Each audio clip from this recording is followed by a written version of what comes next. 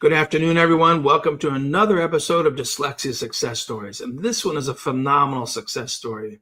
And you're not going to believe, and I'm not going to tell you up front, although you might have seen it in the discussion section, about what happened after this young boy built really strong reading skills. But our goal today is let's hear how the story unfolds. His mom's going to join us and kind of tell us the story that is familiar to some of you. It may not be familiar to others. And let's learn more about what's possible with dyslexia that turns dyslexia from a weakness into a strength. So who's going to join us is Kim. And Kim, welcome to Dyslexia Success Stories. Well, thank you for having me. Well, it's great to have you here. And I just can't wait. Sorry. Your son, who's dyslexic and has struggled for most of his life with reading problems, is now a book author and has a book selling in the Amazon store. Really? He does. He even actually has a few books in local bookstores here in New York City. Wow. So he went and, pitched the book and he got a few stores to carry it? Exactly. Yeah. He helped my husband and I. We've been really supporting this for him because he's had so much confidence and he feels so proud of himself that we're full in. Our other kids now want to write stories too, but no, on the weekends we'll look up bookstores, we'll drive around. He walks in with his pitch sheet, he talks to people, and then we kind of see what happens. And we have to remind people, Jacob's 11, right? He's 11, yep. He'll be going into 6th grade this year. Okay. And confidence, is this something new for him or has he always been a confident kid? He started as a very confident young child, and then I think he lost a lot of confidence probably around 2nd, 3rd, and 4th grade. 4th grade was probably a low for him. Wow. And then since developing these skills and really believing in himself, his confidence has just soared. Fantastic. So I think that's a great example for parents to understand a terminology that we use that we say it's competence that builds confidence. And so he started school a confident kid, doing well, probably semi-successful, but then as the reading skills get more and more of a demand increasing, and he had a history that his reading wasn't keeping up with his IQ, and you're saying that's what then saw the parallel of his confidence going down when he didn't have the skills, then you start feeling less capable and less confident in yourself. Is that a good depiction of how it was for Jacob? I'd say so. I think in the very beginning, when it's just sight words and the nonsense words, he was very good at that. And then when it started getting into the spelling test, things you couldn't just memorize because there's too much to memorize. Yeah. He really started to feel less for himself because he was consistently failing. And then it got really hard to study because it was too hard for him. He didn't know how. And I'm an educated person, but I'm not an educator. I'm not a teacher.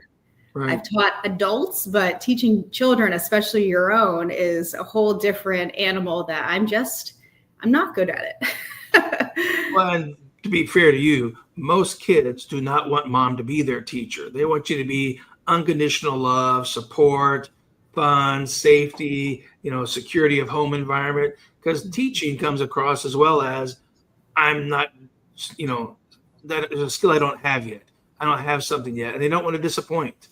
Especially if you're struggling to learn how to read, that can make it really feel like you're disappointing a parent, even if you're trying to be the most supportive parent and not making a big deal out of the struggles. When you're a really bright kid like Jacob, you can tell when it's not going well. And it just affected his whole personality because he was just believing that he wasn't smart. He couldn't do it. It wasn't possible. And then it was harder, I think, too, because I do have other children and his younger brother, he's exceptionally smart as well. And he's always coming home with 100% and he doesn't have to try as hard. Wow. So I think when Jacob started seeing that, then he really started to feel the competition and being like, well, he can do it. I can't do it. It must be me. I must just be stupid. Yeah, which is the absolute most incorrect assumption or conclusion possible. But you can understand how that might feel like that to Jacob, because especially when you've got the younger brother outperforming you.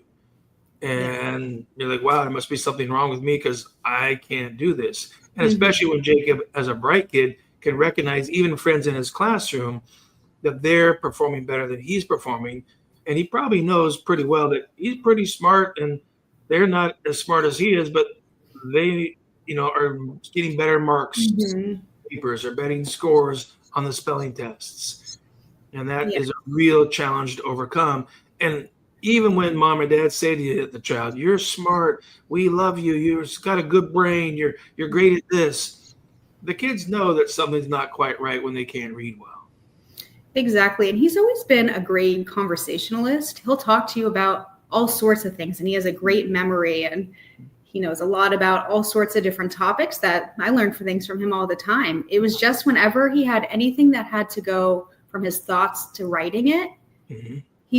it was too hard for him and he couldn't even start.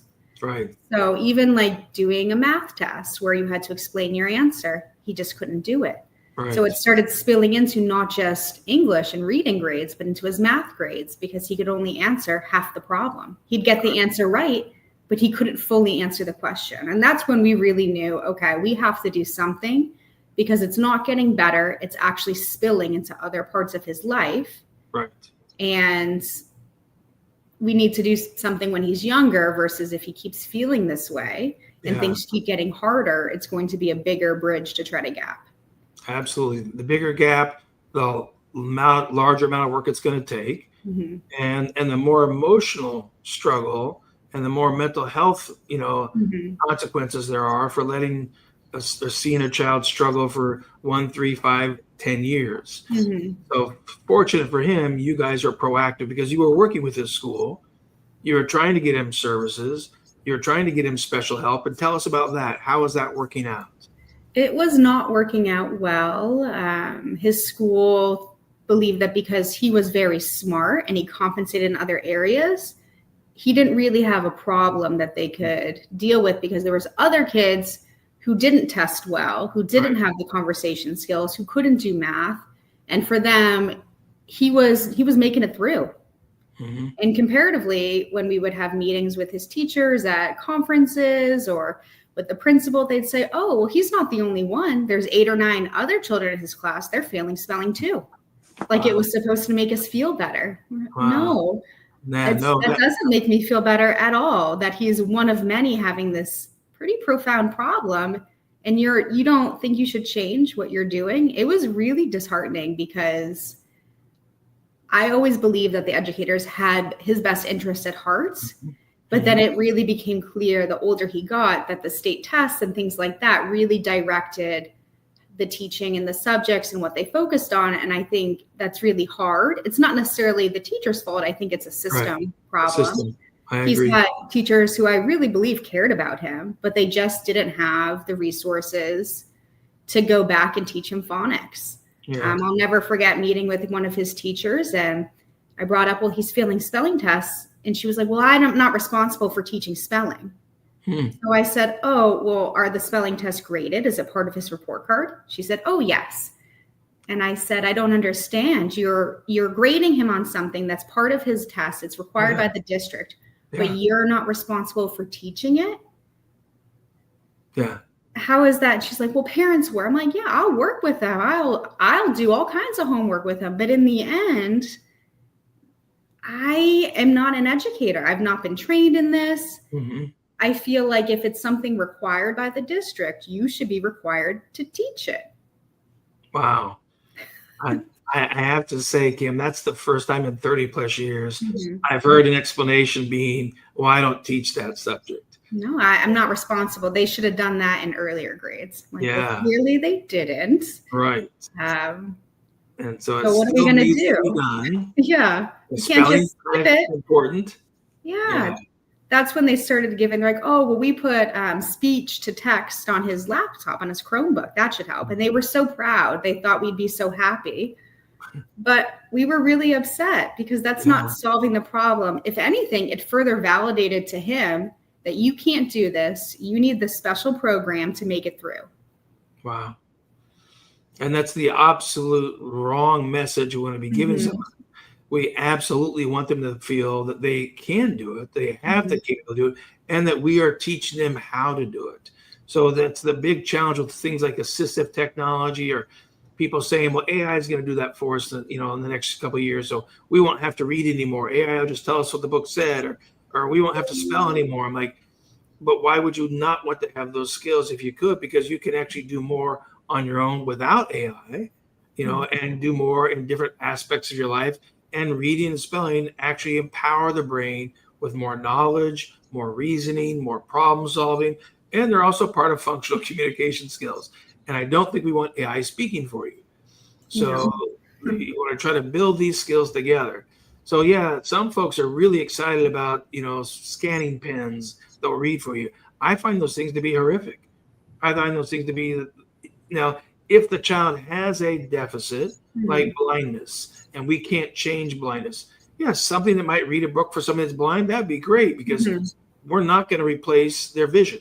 No. But dyslexia is not like blindness. It is not a hardwired deficit that cannot be improved. And sadly, Kim, many adults think it actually is hardwired, and they actually think that dyslexia never goes away. And they don't understand that the difference in their experiences versus your son's is they never got appropriate, systematic, scientific instruction that built speech skills first, then to letter skills second, then to reading skills, then to spelling skills. They did not get the proper instruction. That's why they've had a lifelong struggle, not because there's something inherently, neuroscientifically, neuropsychologically speaking, as a neuropsychologist, that is hardwired in their brain that cannot be changed. Yeah, no, I 100% agree. And I feel very grateful that now he's learned the skills and he's able to overcome and believes in himself. That's fantastic. Take back a little bit, back to, it was May of 2024 when he started working online. How did he feel about it in the first month? He was very hesitant. He was very resistant. We may have had a deal if he tried it at least. Then there was a big beanbag chair he really wanted. And I said, okay, if you try your hardest, we can talk about this beanbag chair. Nice. I think Costco gets us a lot of times, but he didn't want to do it. He didn't want to believe he had a problem. Right. He didn't want to put in the work, I think, because he didn't think it would help. So at first it was a bit of a struggle, especially being every day. And we, at that time, lived in a neighborhood with a lot of kids and everyone played outside after school and things like that. And he really wanted to participate. And I was like, look, it's less than an hour. Let's just do it and see what happens. Yeah.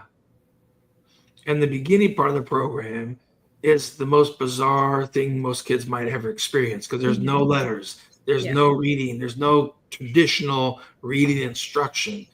And our best analogy for kids, and I just saw the other day that a new version of this movie is just coming out this year, which makes me laugh, is there's another version of Karate Kid. And in that original version, the karate sensei is making the kid wax his car. And the kid's like, I'm not here to wax your car. And he's like, wax on, wax off. And he's showing him the moves to put the wax on. And the kid thinks it has nothing to do with karate, but the expert knows I'm building skills that I will then later use for you to build karate skills. And then that became more clear later on. Is that a clear analogy for what might have felt like initially for Jacob, with these crazy looking mouth pictures, and they're asking about how his mouth was moving, his lips, his tongue. And some kids actually go tell their parents, they think I can't speak sounds. Mom, really? What is this program? They think I actually don't know how to say but. Yeah, I think so. And I think he just went through the motions for a little while and hoped that all right, I just want to get my beanbag chair. I'll just do what mom says. We'll try it. But I think he was just willing to sit there and go through it. But I think he didn't really see that it was going to help. Right. And what's your first recollection of you saw something was changing? I think it really, because we started it pretty late in the school year. Then we moved and we started school here. And it was when he first got into school for the 5th grade year, and he could actually write. And in his homework, he could write homework assignments. And he was like, okay, maybe this is making a difference. And he really liked his instructors that he had. He had 2 main instructors, one before the summer, one during the summer, and then the same one after. And he really connected with them. He really liked them. He started looking forward to his sessions. Even in the summer when it meant coming home early from the pool when his siblings got to stay, he would come home and do it. And I think he really liked it. He was always sad when he had a substitute teacher, happy if it was a sub that he hadn't seen in a while. So once he started feeling a difference and things felt easier for him, especially when he started school again, he was like, wow, okay, maybe you were right. Maybe this is helping. Maybe it just wasn't about the beanbag chair. Maybe it wasn't about the beanbag chair. And that's quite a recognition on his part at age 10, 11, that these skills are changing. This is actually working for me. And that, competence is building, which means the confidence is building, which also then ties into motivation. Because when you're becoming more competent and you're driving more confidence, you're more motivated to do more because you're a driven kid who wants to excel. And just to give the audience a perspective, we do some very basic pre-screening when you start with the nowprograms.com to build these skills. It's not formalized testing. It's not diagnostic testing. We just give them some paragraphs to read that are different grade levels. The first paragraph they gave him to read was below a first grade level, just like a pre-primer reading. He scored 88% correct. That basically would mean that he's not at a reading level commensurate with that grade. He's not even reading at a kindergarten level yet. And at that time, he's already 10. And when we finished the program, and he did about 220 hours, and sometimes it's 180, sometimes it's 140, sometimes it's 220. It varies based on how quickly, how efficiently the child moves through the program. And we take every child, especially when they're above average IQ like Jacob is. Our goal is to take him 1 to 2 grades above their current grade level. Well, he went higher than that. So the last book he read near the end of his sessions was around grade level 8.1 and 8.5.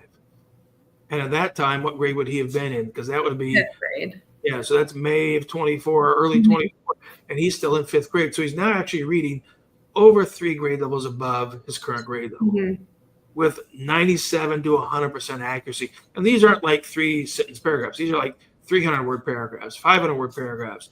He's reading them.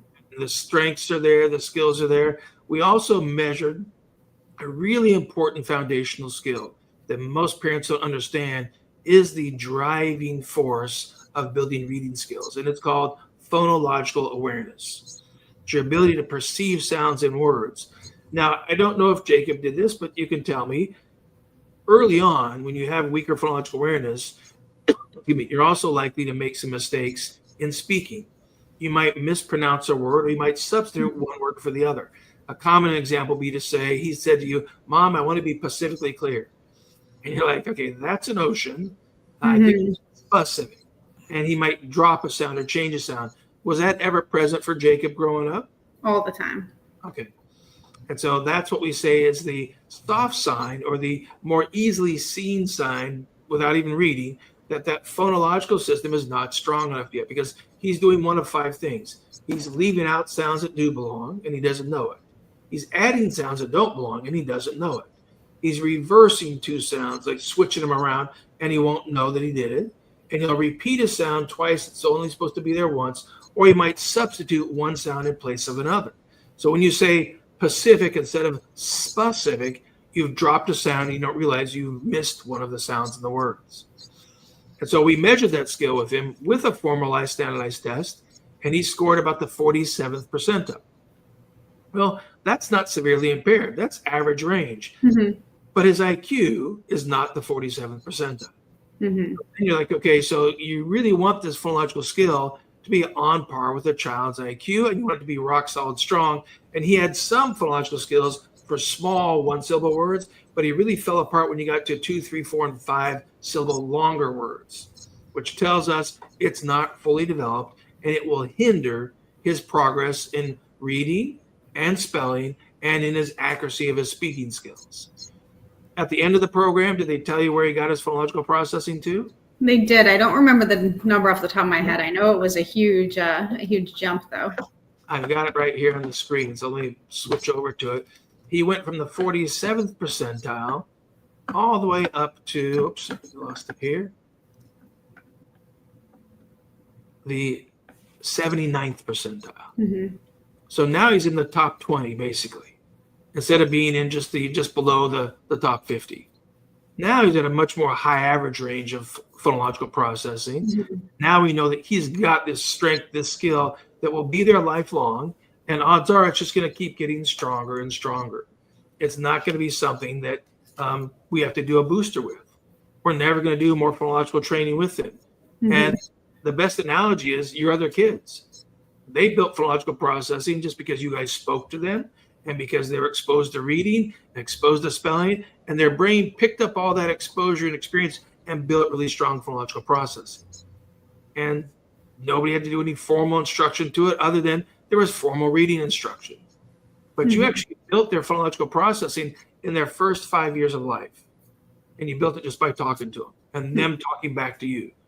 And so now that Jacob's got that skill and he can read books, 6th, 7th, 8th grade books, now we expect to see his vocabulary is going to accelerate even more because he's now got this phonological system that also it stores words for new words that you're learning. And it helps you retrieve those words and you access the meaning combined with the words to be able to share and use those new words in speaking, talking, or even in your writing as well. So when do you think Jacob first noticed that things were changing for him, that he was getting stronger? I think it's when he started school this year and he went back into the academics. And it was teachers that didn't know him. It was students that didn't know him. He had a fresh start, which I think was really great for him because although he really liked his school, I think by the time we left, the administration was not our biggest fans because we really advocated very hard for him. And I think they didn't necessarily like that. So that was really, I think it was hard because Jacob, he's a great kid. He's super nice. He's super kind. He's the number one helper at school. He loves to bring papers down to the office or help somebody carry something heavy. So I think for that, the schools usually like him. But then when we started not just doing what the school wanted us to do, I think that made it a little difficult. So it was nice to start fresh this year and he had a new opportunity to show off his new skills. That's fantastic. That's just a very fortuitous sequence of events that he just comes in like any other kid. Mm-hmm. If nobody knew that he struggled before, then he doesn't have to worry about that. No, and nobody had any expectations or not, because he wasn't in a huge school at our previous place. And I think by the time he got to the grade, they're like, oh, it's Jacob. He has trouble doing this. He has trouble doing that. So it was kind of nice that nobody had any opinion or expectation. Right. We're also in a really diverse school system where there's a lot of kids who are English as a second language and a lot of really high achieving kids and not achieving kids. It's a much bigger school system. So I think there's a much bigger mix, which I think has been really great too. Yeah. Now, one thing I forgot to mention about the data we looked at before his reading intervention with that Now Foundations program and afterwards was they track his ability to read books. And when he hits about 95% accurate at a grade level, we raise the grade level. Then when he hits 95% accurate, we raise the grade level and raise the grade level. And so we got that in the instructional side up to about a grade, 8, 8.5. But we repeated the book reading screening that we do. And in the book reading screening, they had him reading books that went from that pre-primer, which this time, instead of getting 88% correct, he's 100% correct. But he kept getting 100%. And then he got 100% correct at grade level 2 and grade level 3. And 98% at grade level 4, and 100% at grade level 5, and 100% at grade level 6, and 99% at 7, and 96% at 8, and 95% at 9, and 97% accurate in a 10th grade book. Mm-hmm. And it's about 100 words in the paragraph, but he read them 97% correct. And that just tells us he's rock solid now in those reading skills, and he can read whatever he needs to read in front of him. And he doesn't need accommodations for it. He doesn't need a scanning pen. He doesn't need supports. I can't stop hearing people. Well, I hope to someday stop hearing this, but I don't ever stop hearing people talk about if we get dyslexics the right supports. It's like crutches that they're going to need the rest of their life. What's your expectation for Jacob? What's his reading looking like going forward for you? And what do you think is going to happen with his academics? Yeah, I think reading level, this is one of the first summer he's really enjoyed his summer reading list. Wow. We went out and we got some new books for him and his younger brother. And he's reading the books, and they're not just, he was really into graphic novels, and I think a lot of kids are. Yeah. But after a while, I'm like, okay, I can't look at one more of these graphic novels. Like, I don't get it. Can we read a book with like chapters and words and paragraphs and proper language? So he's really doing a great job. Barnes & Nobles has a great program where if you read 8 books, you can go in and exchange your reading list for a free book. Oh, wow. Yeah, it's a free program. It's really awesome. So he's working on his summer reading, and they're all age-appropriate books, and he's enjoying them, which is awesome. And it also pushes his younger brother. He's like, oh, I want to read those books too. So, which is good for him as someone who's very achieving, to be a little challenged sometimes and do things that are hard. Yeah. So for Jacob, it's incredible to see what he'll do now versus not even just simple things like the other day, they, an activity they did being on summer break, they made books, and he wrote a little paper book, 10 steps how to draw a cat. And he narrated it, and it's spelled correctly, and it's legible. Wow. He's like, whew, and he spelled it? He spelled it, or spell check spelled it? No, it's handwritten. Ah, okay. He handwrote it. No spell check for that. No spell check for that. And then when you talk about academic grades, this was the best grade year Jacob has ever had. Wow. He didn't have any academics that were below. Everything was either meeting or exceeding grade level standards, which has been really empowering for him to see that on paper, to be like, wow, I can do it. And I did it. Yeah. He had one of the highest levels for English in his class. And then they do iReady testing for his school, and he scored incredibly well. Wow. And I think for him, that was just really validating, because to see it on paper, I think for him as a very calculating individual, he's like, okay, this is validating. Mm-hmm. And nobody did those tests for him. Right. Nobody helped. He did it all on his own.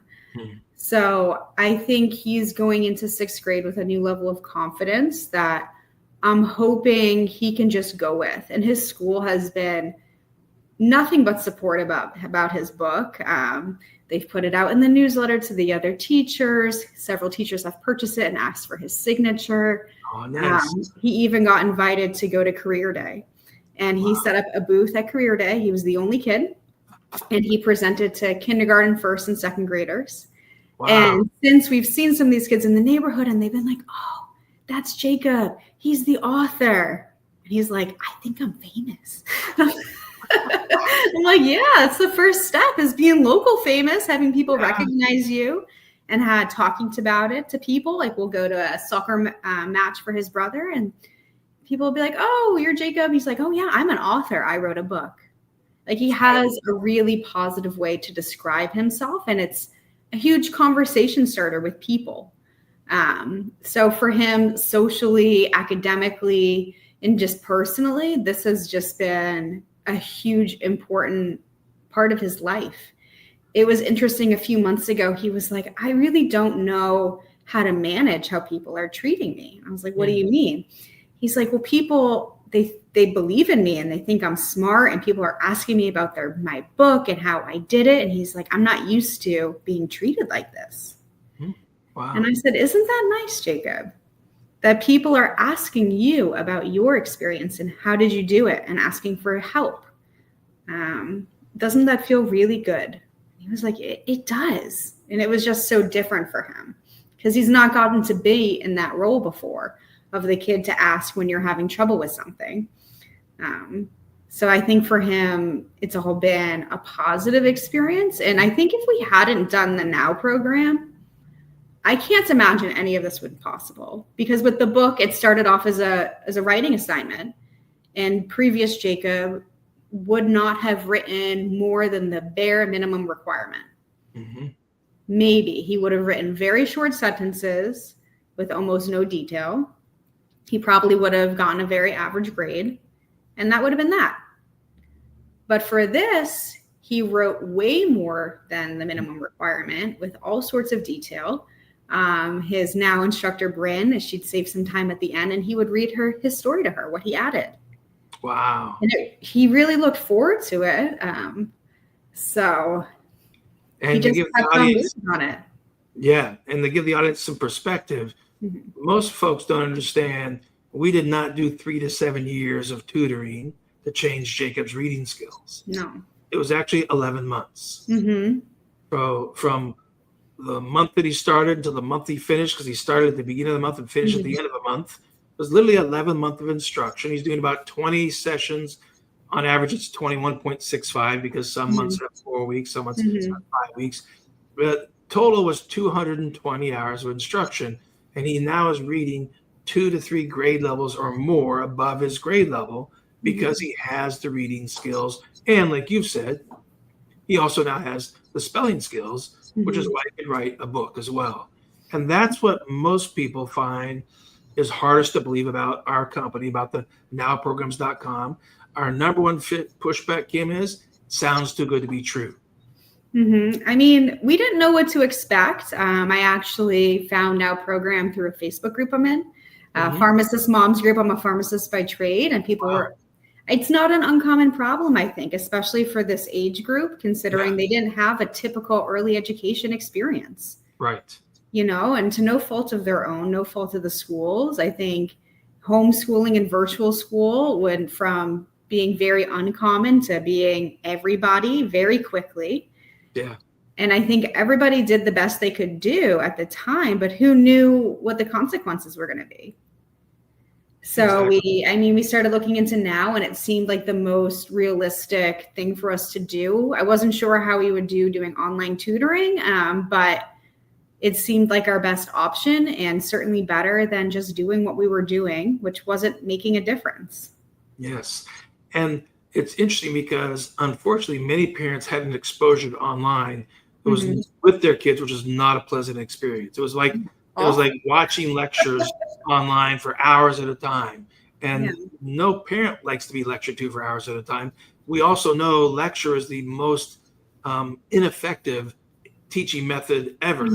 You only retain about 10 to 20% on average of what you just have someone be regurgitating out to you. And yet that was what instruction turned out to be for most kids, especially during those COVID eras when schools were closed.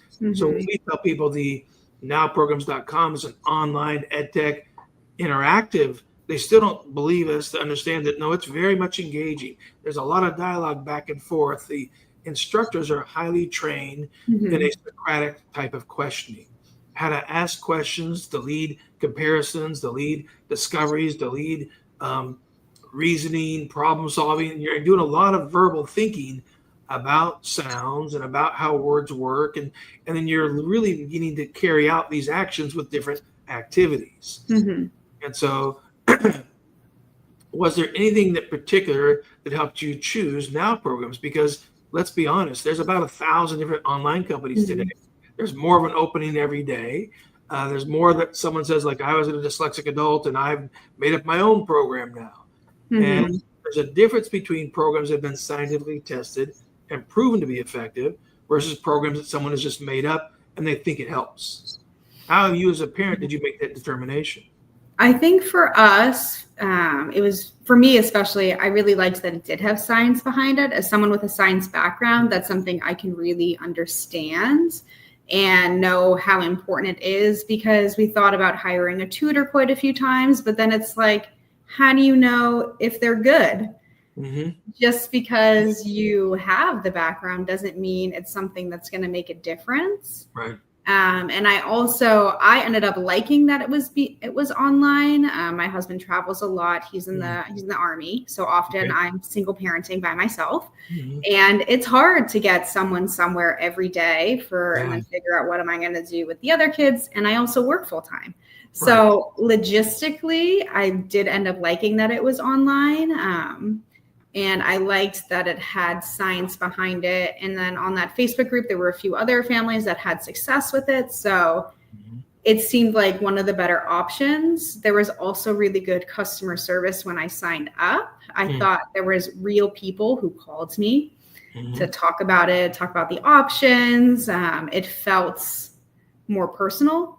Whereas now a lot of times you get a generic email and it just doesn't feel the same, I think, as a real person. I agree 100%. And as the CEO of the company, I can tell you we're not replacing those people with AI. I really don't need you talking to an AI bot to just give you factual answers. We want one of our intake staff understanding you, understanding the child, understanding all the dynamics, caring enough to really listen to those dynamics and figure out, okay, what can we make sure we do to get the best fit for the student plus the instructor? Because that's part of the formula as well. It's not only just the effective program, that's a really important piece, but it's also the instructor, their training, their expertise, their ability to connect and interact with the child online. And so the team who makes the initial selection on which instructor we're going to assign to your child knows you, knows about the kid, and is making a well-informed and as close to personal as possible choice of which instructor we might think would be the best to start with. Yeah, and I think we definitely experienced that. Jacob really liked his tutors. He enjoyed spending time with them. He felt like they cared. At one point, we had to have a meeting because he told his instructor that he was purposely going slow because he didn't want it to end. And I was like, Jacob, I appreciate you like this. However, you can't just go slow because you don't want it to end. At least he's a sweet, honest kid. He is. He's too smart. That's the problem, because he was like, oh, wow, I'm really cruising. Because every time we got a progress report, I say, hey, look what you did this month. Like, look how much you grew. Yeah. And after a while, he started thinking, wow, I'm going to stop doing this if I keep growing. And I was like, I know you like it, but wouldn't you also rather do something else after school? Yeah. Sometimes. Have time with friends. Exactly. Or do a different activity, because right now this is your extracurricular activity. This is your choice. I can't squeeze anything else during the week for you. This is it. Right. Wow. I have to say, that's the first kid who's actually realized I should slow down. I'm going to stay longer. We did have another little boy who was 7. And like Jacob, he was really bright. Yeah. But he hadn't thought ahead that finish means I don't see my tutor Michael anymore. And so after his last session, his sister brought out the cake and the mom came out singing and he burst into tears. Yeah. And you're like, why are you crying? He's like, that was my last session with Michael. And they're like, yeah, great job. He's like, no, I like Michael. Like, yeah, he was nice. And he's like, no, I'm not going to see him again. And he was sad about that, because we want our instructors to be caring, engaging. They've got to be part of that motivational energy, because initially, like Jacob and you described, he wasn't that motivated about doing this.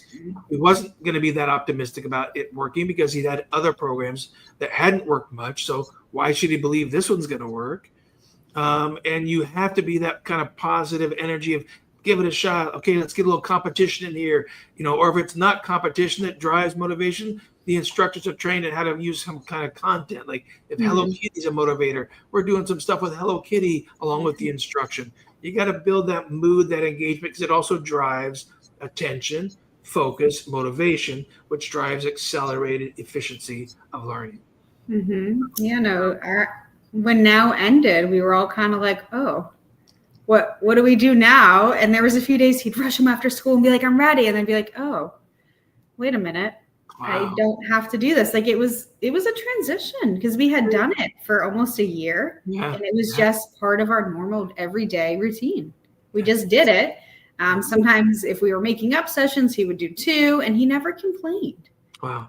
Which was something, because sometimes he's a complainer, like us all, I think. But no, he'd be like, okay, I'm doing 2 sessions today. We went on vacation in February. We went to Amsterdam. We came back on that Friday. He had to do a session. I was like, sorry for your luck. We just got off a big plane ride, but here you go. You gotta You got to do it. Let's get it done. Let's do it. And he was like, okay. Well, let me put his book up on the screen because we want to help promote this Yeah, powerful thing definitely. that Jacob has done for our viewers. This is Jacob's book. Now, was he 10 or 11 when he wrote this? He started it when he was 10. This was a September school assignment, and then it was officially published when he was 11.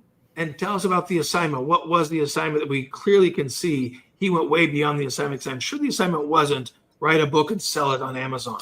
No, the assignment was develop a character and write an adventure, write a short story. So his story, it's about a cat named Pickles. Who lives in New York City, very much like Jacob does. And he goes on an adventure after his brother dares him to do something he shouldn't. And his adventure back home. So it's definitely, I think, a relatable story. If there's anyone out there with two boy siblings who maybe sometimes egg each other on to do things they shouldn't. But I don't know, it's a nice story. I really enjoy reading it. It's great grade level, I think, for maybe anyone. We have it rated from 6 to 12. It's not too terribly long, about 150 pages. Nice. It's a nice story, and it gives a nod to where he currently lives, and he loves cats. So I particularly like this pigeon on the front. He looks very distressed to me, so he makes me laugh. That looks like, let's play. The pigeon's like, yikes. Yeah, exactly. And then in the back, that's the Brooklyn Bridge. So I don't know. It's been a really great experience to do this. It's been just so great to see him be so proud about something he's done, because it's been quite a while since he's felt that way about himself. Absolutely. And this is such a major accomplishment because he wrote it, didn't need technology to write it for him, didn't have AI write it for him, didn't have spell check write it for him. Doesn't mean it might not have looked up a spell word here or there, but he could phonetically spell most all words. He's got a nice description on the back about the story, about what's happening. And then, here it is on the Amazon store. And you've got, it's selling there on Amazon. And then you've even got reviews, giving him 5-star reviews for his story. And not just one, but several 5-star reviews and 4-star reviews. And so there's just a lot of great feedback, a lot of great support of, here's a 10-year-old who, by behavior, by struggle, would say had dyslexia because he couldn't read on grade level. And when we started with him, he was reading at about below a first grade level. And when we finished with him 11 months later, he's reading above the 8th grade level. And that's only in 11 months of work. And everyone here is appreciating how he took his story and turned the whole thing into a new book. And so I think it's just fantastic to be able to say to people, go get your kids a copy of Pickles in the Big City and The Very Bad Dare. And as the youngest of 5 children, I can say, oh yeah, those dares happened all the time. Yeah. And I think it's been great. He's working on a second book. It's not just a one and done for him. He's already thinking like, I really enjoyed this process. I think he really liked feeling special. And so he's writing his second book, and it's inspired his siblings. His younger brother is writing a book. His little sister is writing a book with my husband because she's 5. So for her, she's more the idea girl. But it's great that not only did he do something for himself, but it's been great for other kids, for his siblings. I have a lot of friends that have kids in similar ages, and their kids have been really impressed, being like, he actually wrote this? I'm like, yes. These are all Jacob's ideas. These are all Jacob's words. Did we help him? Yes. Have I ever written a book? No. It took a long time, and he kept on it. He was dedicated to doing it. I wasn't sure when he said he wanted to write a book. I was like, okay, like I didn't know if it was really going to happen, but I'm so glad it did. And did he say 150 pages long? It's 140. Let's see. Yeah. Did he tell you he was going to write that much? 142. No, I think we really didn't want it to be a giant book, number one, because we wanted it to be, he likes to say it was written by a kid for kids. Yeah. And I know, like, my kids, they don't often go into the library or into the bookstore and try to pick the biggest book, especially if you're younger, or maybe you're just getting away from reading all the graphic novels, because there are no illustrations in this book. There's a little illustration on the beginning of each chapter. Okay. So we wanted it to feel attainable. I didn't want other kids to get and be like, this is too long, because that's definitely happened to us, where I've brought books home and he started them and then been like, I can't keep up with it. And I wanted it to be something that didn't take forever for him to finish. I really wanted him to see the idea of a project, work hard on it, and then see the end. So where it ended, I think it felt like we told a beginning, a middle, and an end. Mm-hmm. He found some conflict, because I think every good action book needs a little bit of conflict, a little bit of action. And then he wrapped it up. Nice. And gave a little room for Pickles to do other things in the future if he wants more adventure. If he's so inclined to write book 2. Yeah, and he's working on it. He's working on book 2, so more to come from Pickles and Jacob. I think he was really impressed too, because the more he learns about other authors, the more he sees that they've overcome some adversity too. Mm-hmm. So some of his favorite authors, he found out, wow, they were dyslexic, or they had ADHD, or they had these other problems, and they found a way to overcome it. Because it's like we tell him, there is no perfect. Right. You just do the best you can do, and you work hard. And if you're proud of yourself, then that's really all that matters. 100%. So I just can't tell you how thrilled I am to say my company got to help change a boy's reading skills. And now Jacob is taking that into his own career choice of book authorship, marketing the book to local bookstores in New York City, of all places.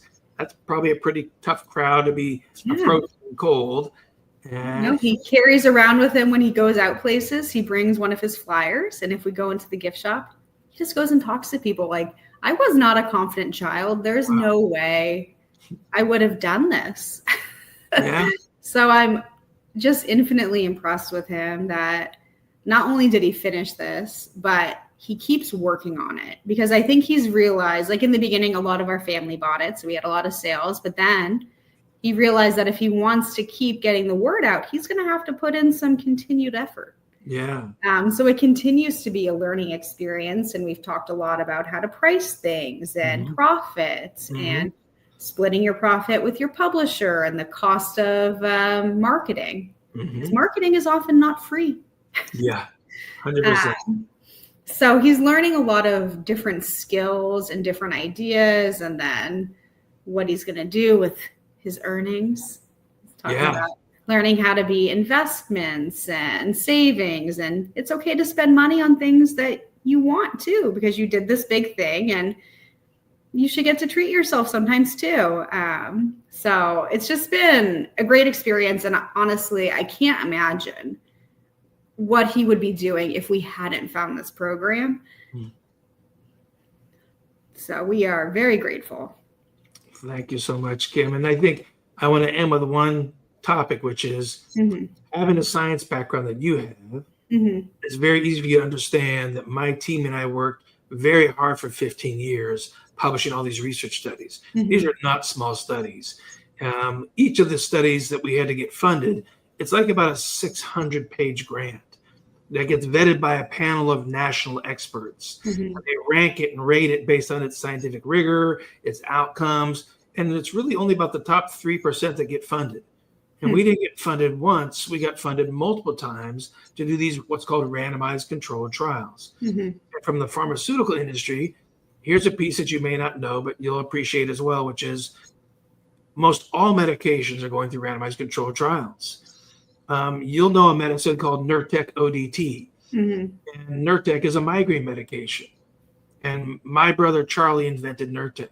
So he is the rat daddy scientist. I'm the human brain scientist. He went from rat to human. I went from human to human. But he spent 30 years of his life doing all the research to build the molecule that then later became Nurtec ODT. And so when you have that pharmaceutical / science background, it's very easy to say which dyslexia programs have randomized controlled trials that prove they're highly effective. And I don't know if you came across it, but we not only have randomized controlled trials on dyslexia, but I spent 10 more years doing empirical studies on the same Now Foundations program to rebuild reading skills that were lost after brain damage called stroke. Hmm. And there we don't call it dyslexia, we call it phonological alexia. You've lost the reading skills and there's physical brain damage on the left side.